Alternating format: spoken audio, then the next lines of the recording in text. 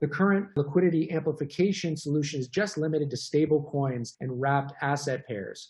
What Bancor has really done is we've enabled liquidity amplification to be expanded also to volatile assets. Because we use Chainlink oracles and our current dynamic weights and dynamic fees to keep the two reserves at a constant ratio whenever changes are happening, and because this pool is always staying balanced, we can actually bring this concept of liquidity amplification to volatile tokens. So on the right and left sides, as you get closer to either side, this is representing if you make a particularly large transaction against the pool on either side, how much slippage you're going to get. And if you can see from the standard AMM, as you start to get away from zero, as the transaction size starts to get larger, the slippage really spikes. But with an amplified AMM and the liquidity amplification we're using, it really stays much lower. And in a transaction where you might be looking at something like crazy 10% or 12% slippage, or with a Bancor amplified AMM, you'd be getting closer to 1%. Something with even like a 2% slippage, you would be getting closer to 0.2%.